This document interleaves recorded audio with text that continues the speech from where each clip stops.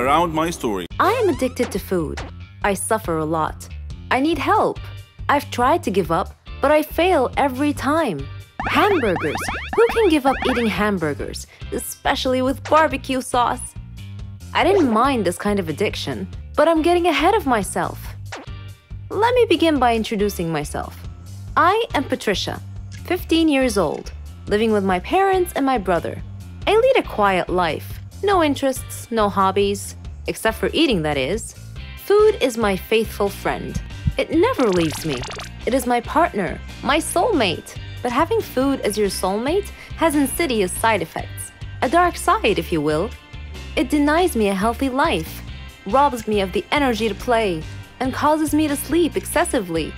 I would much rather stay at home with a bag of potato chips than go out and exercise. My soulmate ultimately betrayed me, though, last Thanksgiving at my granny's home. She lives in a state nearby. Granny was a clever doctor and an excellent cook at that. She could conjure up something really delicious. On that day, she had prepared barbecue turkey with nuts and other secret recipe ingredients. The taste was so great, as if it had descended from heaven itself. I felt like I was fighting a food war, and I had to win at all costs. I ate and ate and ate. I don't know why, but I just couldn't control myself. I attacked that turkey like it was the last on the planet.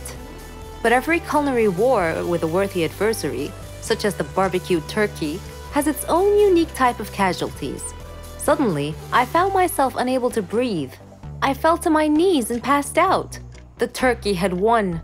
I woke up later in the hospital, though, still clinging to an unfinished turkey leg. The doctor told me that I was gaining way too much weight. He said that I should be put on a diet. Diet? Man, how I hated that word. It hung over my head like the sword of Damocles. It meant depriving me of my passion, my reason for living. I considered eating vegetables in small amounts to be the worst form of cruel and unusual punishment, the worst form of torture imaginable. Imagine thinking of a wonderful, greasy, cheese-laden pizza with all the toppings and then suddenly opening your eyes to find a healthy green salad bowl. But I had reached a turning point in life. One day, my brother was playing on the street, while I was sitting at home gazing longingly at a tempting piece of cheesecake, just sitting there, taunting, daring me to eat it. I struggled mightily to resist the urge, but in the end I succumbed and wolfed it down like a starving animal. Shortly afterwards, I began feeling dizzy, but I was unable to call for help this time, and then I passed out again. I was taken to the hospital. While lying in the hospital bed, half conscious, I overheard the doctor say to someone, "She needs to stop eating or it will be the death of her." I thought to myself, whoa, death? So I made up my mind right then, right there. I resolved to fight a new war, a war against my appetite. On our way back home, I told my father that I wanted to see a nutritionist. He was delighted to hear that. Later, at the clinic, the doctor welcomed us in. She told me how to overcome my eating fetish. She gave me a strict diet regimen with a schedule full of healthy meals. I kept telling myself that winning this war was possible.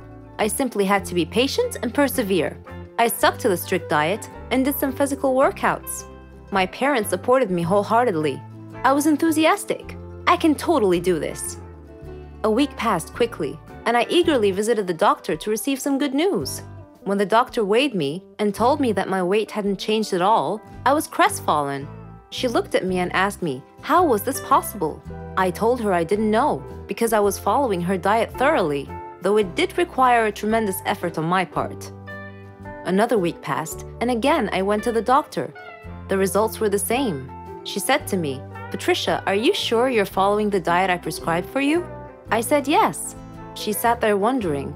Then she told me with a puzzled look on her face, "It's odd, but your weight is increasing, not decreasing." This unexpected piece of news mystified me. Another week passed. No change. The doctor was nonplussed. I returned home with a dejected look on my face. My father asked me what was wrong. And when I told him, he laughed.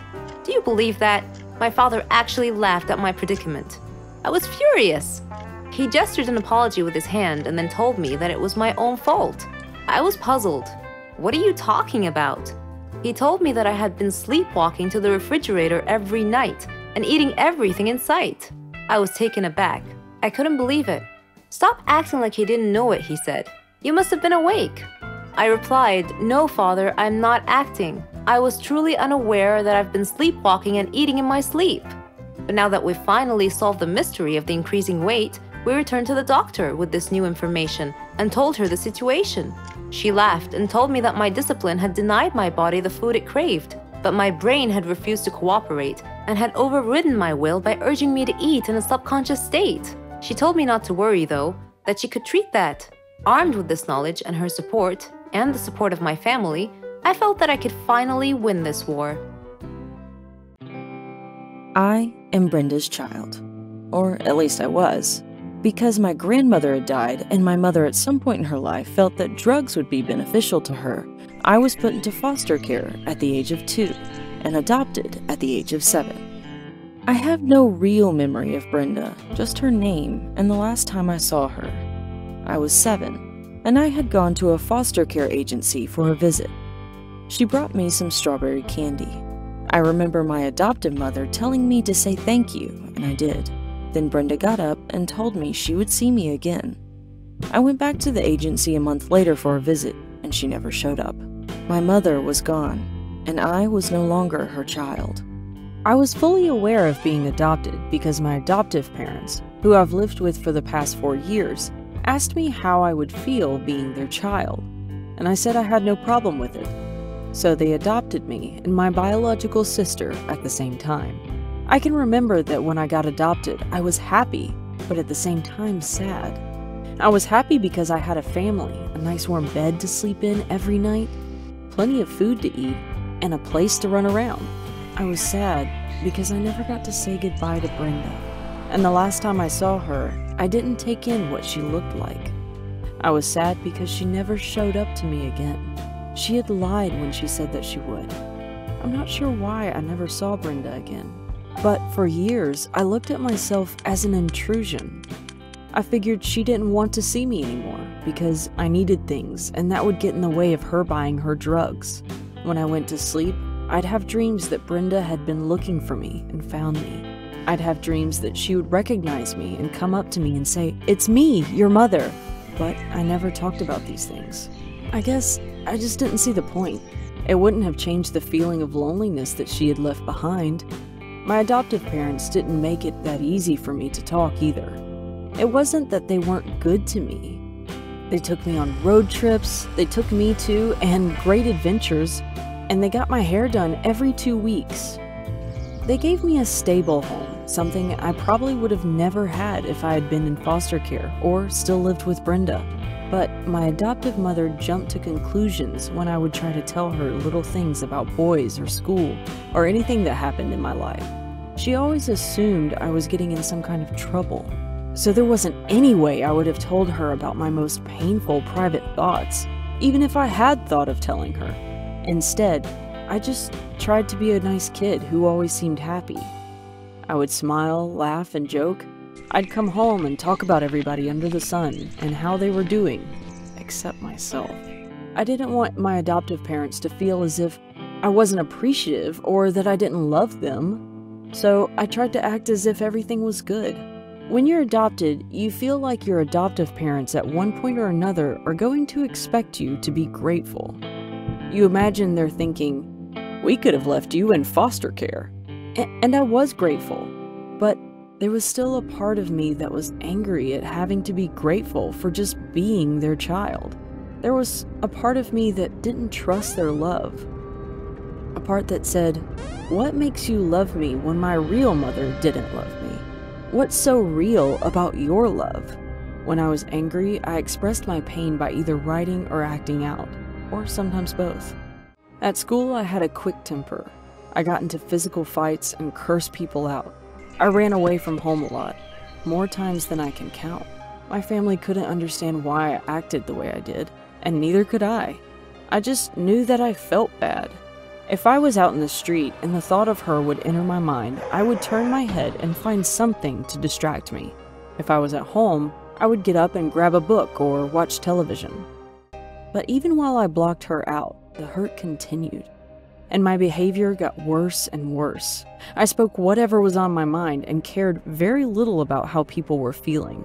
My most common response to anything anybody said to me was, "Whatever." I was rude, rebellious, and the smallest things ticked me off. I had a non-caring attitude, and the worse I got, the more frustrated and angry my parents got. By the time I was 12 or 13, my mother and I weren't really getting along. She often beat me, and a couple of times she could have seriously hurt me. Whenever I got on my mother's nerves, she would tell me, "I don't care who you go and tell that I punished you. If they want you, they could have you because I am tired of you." Or she'd say, "I never had this problem with my sons. Why couldn't you be like them?" I felt like my mother didn't want me, even though she had adopted me. I felt that she wanted a replica of her children, who didn't act out so much and didn't get in trouble in school standards I could never live up to. It didn't help that much that my extended family never really accepted me. Every Christmas, they acted funny towards me. I found out later that some of them never wanted my adoptive parents to adopt me in the first place. When things got really bad with my mom, I went to one of my aunts for help, and she threatened to call the police on me for running away. She didn't like me, and the truth is, she didn't like my mom either, and she just didn't want to be involved. I ran away for the last time when I was 14, even though my mother wanted me back.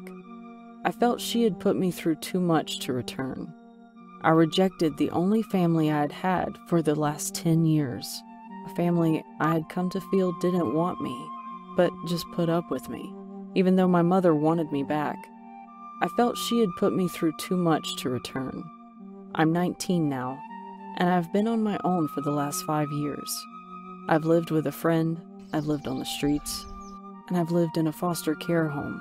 I've grown a lot, but I haven't really come to terms with my feelings about being given up or about being adopted. I have friends and other people who support me now, so to a large extent the feelings of loneliness have disappeared.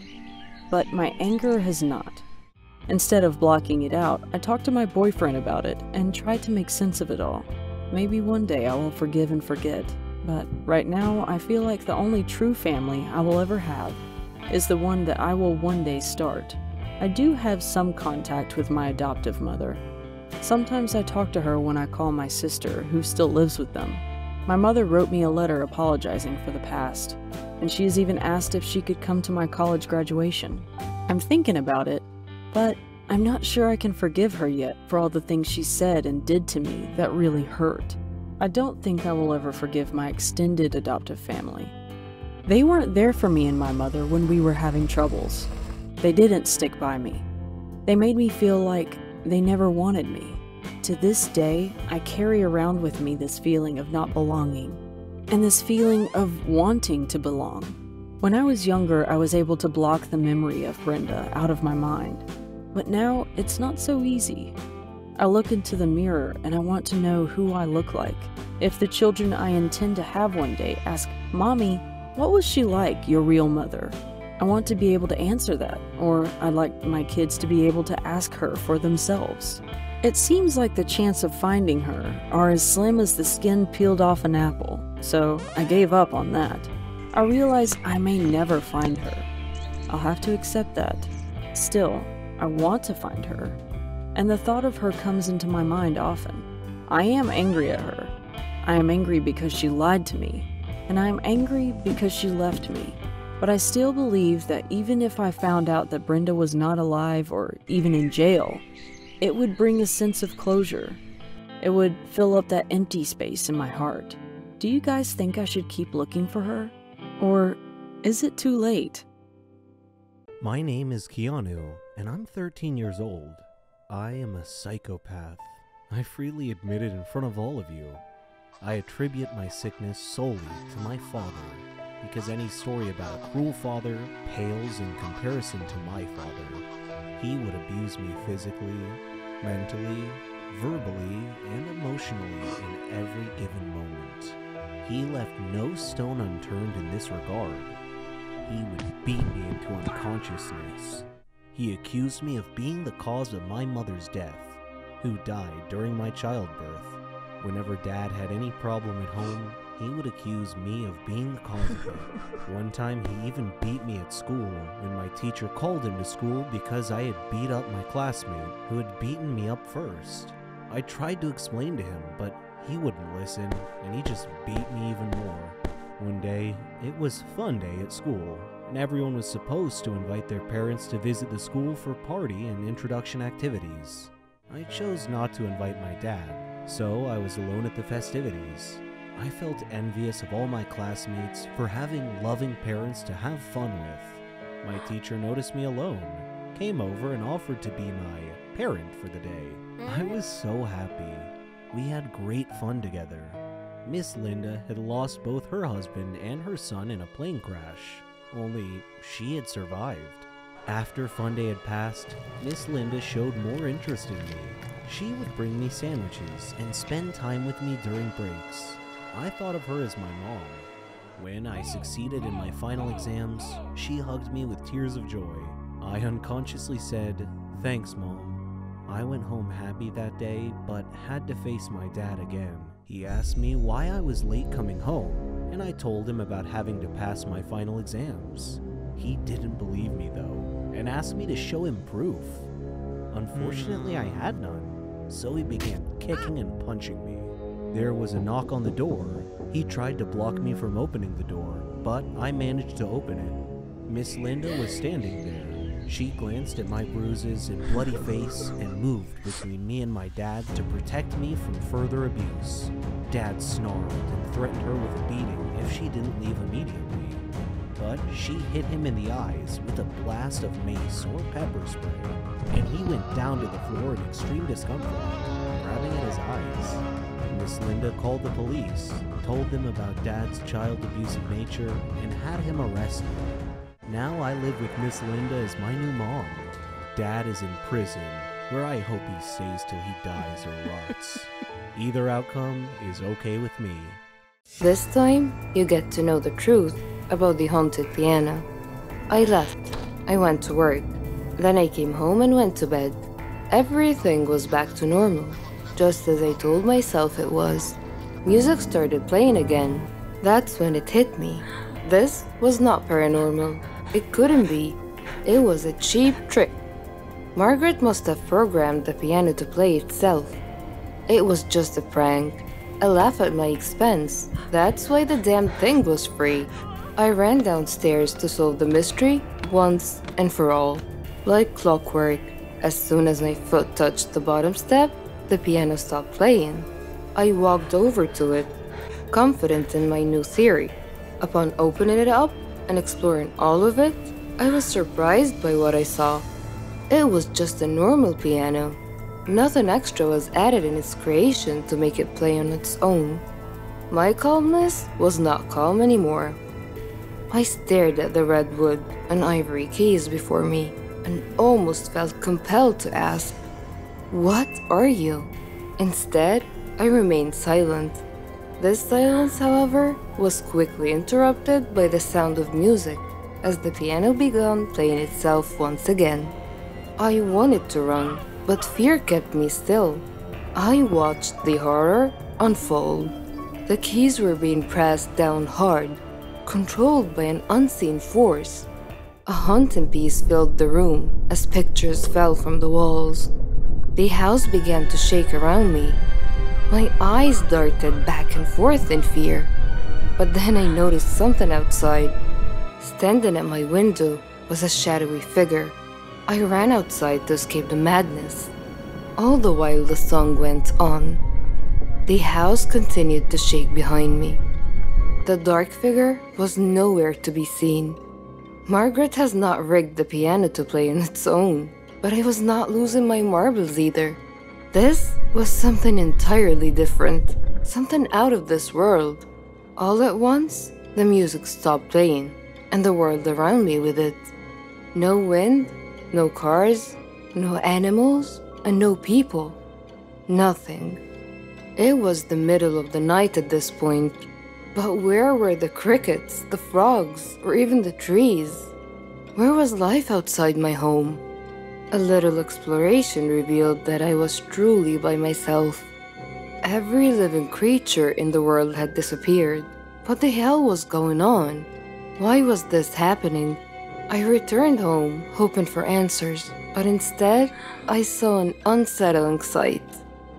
It was so dark, I almost didn't see it. Standing completely still next to the piano was the same silhouette from my window. My body was shaking with fear, but the figure did not react. It was frozen like the rest of the world. The shadow was wearing a dark cloak, one that covered its entire body. At its face was nothing but pure darkness. I studied the figure for a few more moments before a familiar sound filled the room. The piano song played, and in an instant, the world returned to life. I fell to the ground, but managed to escape, crawling out the front door and rushing over to my car. I got in and took off with no specific location in mind, happy to be anywhere that was not my own home. I started weighing my options. Destroying the piano came to mind, but the risk outweighed the reward. It could just as easily backfire, angering whatever spirit was hunting its keys. Seeking help wasn't really an option either. The only person who might believe me was Margaret. That was it. Margaret. Maybe she would know what to do. It was late, but I didn't care. I drove over to her place. The dark figure was there, standing at her door. Before I could turn in the opposite direction, it grabbed me by the arm with its bony fingers. Its strength kept me anchored in place, and then it disappeared. I had no choice but to return home. I hesitantly stepped past the piano and walked up to my bedroom, where I locked the door and fell into bed, mentally exhausted. I would not have even a moment of peace, as the song started up again the second my head hit the pillow. But I remained still, sick of the repetition. The banging on my bedroom door that followed, however, succeeded in freaking me out.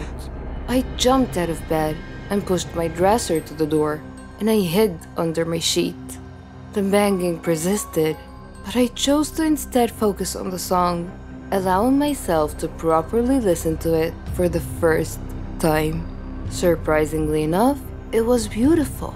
Dark, but beautiful. Its melody soothed me, relaxing me to the point that my eyes grew tired.